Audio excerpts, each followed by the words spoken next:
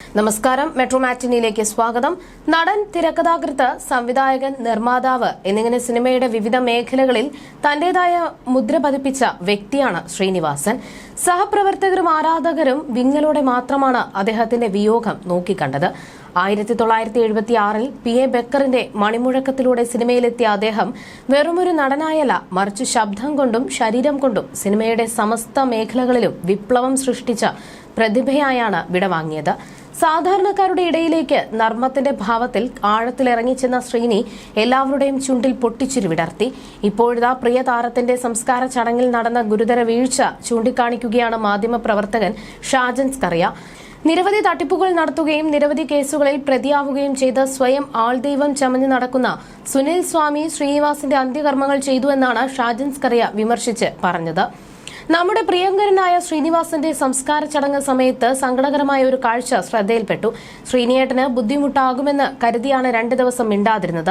ഇനിയും നിശബ്ദത തുടർന്നാൽ ചില തട്ടിപ്പുകാർക്ക് അത് മുതലെടുപ്പിന് കാരണമാകുമെന്നതുകൊണ്ട് മാത്രം ശ്രീനിയേട്ടന്റെ ആത്മാവിനോട് മാപ്പ് ചോദിച്ചുകൊണ്ട് ഞാൻ പറയുകയാണ്. എങ്ങനെയാണ് പാലക്കാട് മുതലമട കേന്ദ്രീകരിച്ച് പ്രവർത്തിക്കുന്ന സുനിൽ സ്വാമി എന്ന തട്ടിപ്പുകാർ അന്ത്യകർമ്മങ്ങൾക്ക് നേതൃത്വം കൊടുത്തത്? അത് ഭയപ്പെടുത്തുന്ന കാഴ്ചയായിരുന്നു. അതിൽ കുടുംബാംഗങ്ങൾക്ക് എന്തെങ്കിലും പങ്കുണ്ടോ എന്ന് ഞാൻ അന്വേഷിച്ചു. കുടുംബാംഗങ്ങൾക്ക് ബന്ധമില്ല എന്ന അന്വേഷണത്തിൽ മനസ്സിലായി.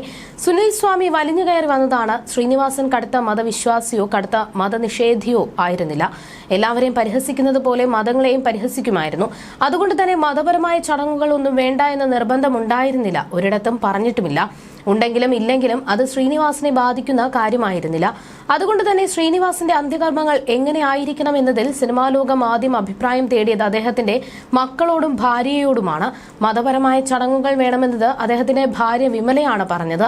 അതിനുവേണ്ട കാർമ്മികരെ കൊണ്ടുവരികയും ചെയ്തു. അതിനിടയിലാണ് സുനിൽ സ്വാമി അവിടേക്ക് ഇടിച്ചു കയറി വരുന്നത്. ആരുടെയും ക്ഷണമോ അനുമതിയോ ഇല്ലാതെ സുനിൽ സ്വാമി അന്ത്യകർമ്മങ്ങളുടെ ചുമതല ഏറ്റെടുത്തു. തടയാൻ ആർക്കും കഴിഞ്ഞില്ല. വാസ്തവത്തിൽ ശ്രീനിവാസൻ ഇതുവരെ ജീവിതത്തിൽ പുലർത്തിയിരുന്ന ആദർശങ്ങൾക്ക് എതിരായിരുന്നു സുനിൽ സ്വാമിയുടെ രംഗപ്രവേശവും കാർമ്മികത്വവും. എല്ലാത്തരം തട്ടിപ്പുകൾക്കും ഉടായ്പുകൾക്കും ആൾദൈവങ്ങൾക്കും എതിരായിരുന്നു ശ്രീനിവാസൻ. അതുകൊണ്ട് തന്നെ ഉടായ്പിന്റെയും തട്ടിപ്പിന്റെയും പേരിൽ പേരെടുത്ത ഒരാൾ തന്റെ അന്ത്യകർമ്മത്തിന് നേതൃത്വം കൊടുക്കുക എന്നത് ഒരു കാരണവശാലും ശ്രീനിവാസന്റെ ആത്മാവിന് അംഗീകരിക്കാൻ കഴിയുന്ന ഒന്നല്ല. സഹകരണ ബാങ്കിലെ ജീവനക്കാരനായിരുന്നു സുനിൽ സ്വാമി. അവിടെ നിന്നും തട്ടിപ്പ് നടത്തി സത്യസായി ബാബ പ്രസ്ഥാനത്തിൽ ചേർന്നു. അവിടെയും തിരുമറി നടത്തി പുറത്താക്കപ്പെടുകയും ശേഷം ഒരു ചാരിറ്റബിൾ ട്രസ്റ്റ് തുടങ്ങി സ്വയം ആൾദൈവമായി പ്രഖ്യാപിക്കുകയും ചെയ്ത ആളാണ്. പക്ഷേ അമൃതാനന്ദമയിയോളം വളരാൻ കഴിഞ്ഞില്ല. പക്ഷേ വാചകമടിക്കാൻ കഴിവുള്ളതുകൊണ്ടും ആത്മീയ തട്ടിപ്പിൽ പ്രാഗൽഭ്യം ഉള്ളതുകൊണ്ടും സുനിൽ പല പ്രമുഖരുടെയും സ്വന്തക്കാരനായി മാറി.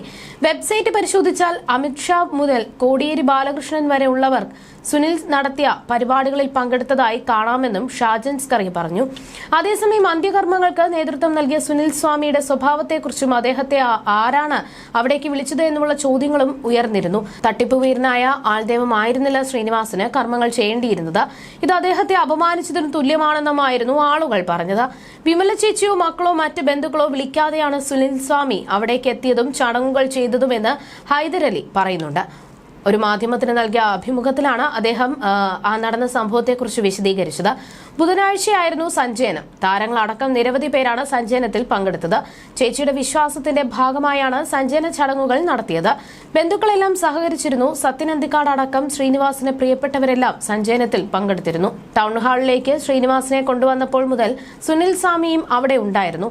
പിറ്റേന്ന് രാവിലെ വീട്ടിൽ വന്ന് അദ്ദേഹം കർമ്മങ്ങൾ ചെയ്യുകയായിരുന്നു. ശ്രീനിച്ചേട്ടന് ഈ വക വിശ്വാസങ്ങളിലെങ്കിലും ചേച്ചിക്ക് ഇഷ്ടമുള്ള കാര്യങ്ങൾ ചെയ്യുന്നതിൽ എതിർപ്പ് പ്രകടിപ്പിക്കാറില്ല. അവരെ അടുത്തറിയാവുന്ന ഒരാൾ എന്ന നിലയിൽ ഞാൻ മനസ്സിലാക്കിയ കാര്യമാണിത്. മരണാനന്തര ചടങ്ങുകളെല്ലാം ചെയ്യണമെന്ന് തീരുമാനിച്ചത് ചേച്ചിയാണ്. ഒത്തിരി ബന്ധുക്കളുള്ള കുടുംബമാണ്. അവരാരെങ്കിലും ആണോ സുനിൽ സ്വാമിയെ വിളിച്ചത് എന്നുള്ള സംശയം ഞങ്ങൾക്ക് വരെ തോന്നിയിരുന്നു.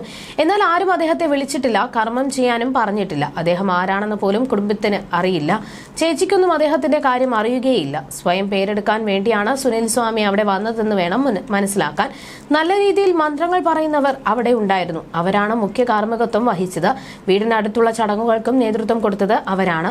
അവിടെയും വന്ന് സുനിൽ സ്വാമി ഇടപെടുന്നുണ്ടായിരുന്നു. ഇദ്ദേഹം വലിയൊരു സ്വാമിയാണ് എന്ന നിലയിലേക്കാണ് കാര്യങ്ങൾ നീങ്ങിയത്. പിന്നീട് സോഷ്യൽ മീഡിയയിലും വലിയ ചർച്ചയായി മാറുകയായിരുന്നു. സഞ്ചയനത്തിൽ പങ്കെടുക്കാൻ പോയപ്പോൾ ഇതേക്കുറിച്ച് ഞാൻ അവരോട് സംസാരിച്ചിരുന്നു. അവരെല്ലാം നല്ല വിഷമത്തിലാണ്. അവരാരും അറിഞ്ഞു ചെയ്തതല്ല അങ്ങനെ ഒരു കാര്യം. അതിന്റെ സങ്കടത്തിലാണ് അവർ. ഇത്തരത്തിൽ ഒരാളെ എന്തിനെ കൊണ്ടുവന്നു എന്ന ചോദ്യങ്ങൾ കണ്ടിരുന്നു. ആരും കൊണ്ടുവന്നതല്ല, സ്വയം വലിഞ്ഞു കയറി വന്ന ആളായതാണ്. അദ്ദേഹത്തെ തിരിച്ചറിയാനോ ആ സമയത്ത് പ്രതികരിക്കാനോ കഴിയാതെ പോയി. എന്താണെന്ന് പറയാൻ പോലും പറ്റാത്തൊരവസ്ഥയായി പോയി. ഉള്ളതുകൊണ്ട് എന്നും ഒരു കമ്മ്യൂണിസ്റ്റായി ജീവിച്ച മനുഷ്യനാണ് ശ്രീനി ചേട്ടൻ. ആർക്കെതിരെയും വിമർശനങ്ങൾ പറയാൻ മടിയില്ലാത്ത വ്യക്തിയാണ്. ഉള്ള കാര്യങ്ങൾ തുറന്നു പറയും. അങ്ങനെയുള്ള ഒരു വ്യക്തിയുടെ അന്ത്യനിമിഷങ്ങളിൽ ഇങ്ങനെയൊക്കെ ചെയ്ത സ്വാമിയെ എന്തു ചെയ്യണം? പൊതുജനങ്ങൾ മനസ്സിലാക്കുക, മാപ്പർഹിക്കാത്ത തെറ്റാണ് അദ്ദേഹം ചെയ്തത്. ഒരു കാരണവശാലും അംഗീകരിക്കാനാവാത്ത കാര്യമാണ്. കുടുംബാംഗങ്ങളെല്ലാം ഇതിൽ നല്ല വിഷമത്തിലാണ്. ഇപ്പോഴും അവിടേക്ക് ആളുകൾ വരുന്നുണ്ട്. ചേച്ചിയെയും മക്കളെയും ആശ്വസിപ്പിച്ച് പോകുന്നുണ്ട്. ആ ഗേറ്റ് ഇപ്പോഴും തുറന്നു വെച്ചിരിക്കുകയാണ്. അസുഖബാധിതനായിരുന്നുവെങ്കിലും അതിൽ നിന്നൊക്കെ മാറി തിരിച്ചുവരവിലായിരുന്നു അദ്ദേഹം. ഇടയ്ക്ക് ബാത്റൂമിൽ വീണ് വയ്യാതെ ആയപ്പോൾ സർജറി ചെയ്തിരുന്നു. വാക്കർ ഉപയോഗിച്ച് നടക്കാൻ പറ്റുമെന്നൊക്കെ പറഞ്ഞിരുന്നു. ഇത്ര പെട്ടെന്ന് പോകുമെന്ന് കരുതിയിരുന്നില്ല എന്നായിരുന്നു സത്യൻ അന്തിക്കാട് പറഞ്ഞത്. അച്ഛൻ അത്ര സീരിയസ് ആയ കണ്ടീഷനിലായിരുന്നുവെങ്കിൽ വിനീതോ ധ്യാനോ കൂടെ ഉണ്ടാവേണ്ടതായിരുന്നു. പതിവ് ഡയാലിസിസിനായി പോകുന്നതിനിടയിലായിരുന്നു അദ്ദേഹത്തിന് അസ്വസ്ഥത അനുഭവപ്പെട്ടത്. ആശുപത്രിയിൽ എത്തിയെങ്കിലും ആളെ നഷ്ടമാവുകയായിരുന്നു. മമ്മൂട്ടി, മോഹൻലാൽ, മുകേഷ്, ഫാസിൽ, പൃഥ്വിരാജ്, പാർത്ഥിഭൻ, സത്യൻ അന്തിക്കാട്, ദിലീപ്, അജു വർഗീസ്, നിവിൻ പോളി തുടങ്ങി നിരവധി പേരായിരുന്നു ശ്രീനിവാസിനെ കാണാനെത്തിയത്. ജയറാം വരാത്തത് എന്താണ് എന്നായിരുന്നു ചോദ്യങ്ങൾ. ഇങ്ങനെയൊരു തറക്കുടുംബത്തെ കണ്ടിട്ടില്ല. കൂടെ അഭിനയിച്ച സഹപ്രവർത്തകൻ മരിച്ചാൽ പോലും തിരിഞ്ഞു നോക്കാൻ പറ്റാത്ത എന്ത് തിരക്കാണ് ഇയാൾക്കുള്ളത്. വന്ന വഴി മറക്കരുത് ഒരിക്കലും എന്നായിരുന്നു ഒരു പോസ്റ്റ്.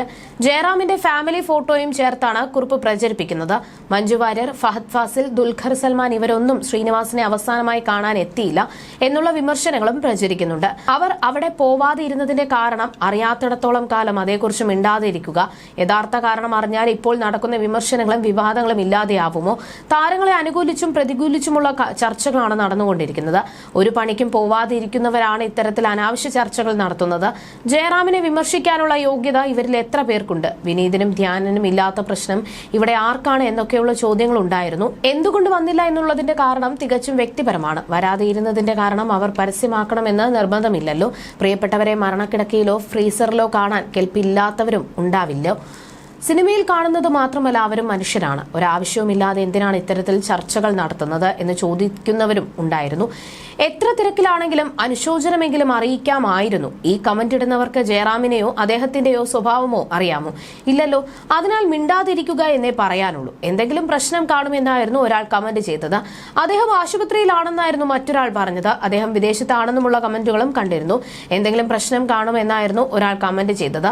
കല്യാണമായാലും മരണമായാലും പോവണോ വേണ്ടയോ എന്ന് തീരുമാനിക്കുന്നത് അതാത് വ്യക്തികളാണ്. വന്നില്ലെന്ന് പറഞ്ഞ് ഒരു കാര്യത്തിലും ഒരാളെയും ക്രൂശിക്കരുത്. അടുത്ത നിമിഷത്തിൽ എന്ത് എന്നത് നമുക്കാർക്കും അറിയാത്ത ഒരു കാര്യമാണ്. ശ്രീനിവാസനെ പോലെ ഒരാൾ പറഞ്ഞു വെച്ചതും ചെയ്തു പോയതുമായ കാര്യങ്ങൾക്കിടയിൽ ഇതൊക്കെ അനാവശ്യ വിവാദങ്ങളാണെന്ന് ചൂണ്ടിക്കാണിച്ചവരുമുണ്ടായിരുന്നു. You're watching me on metromatney.com. on metromatney.com. metromatney.com. metromatney.com. Subscribe for more videos. Subscribe for more videos. Subscribe here for more videos. Subscribe now. Thank you.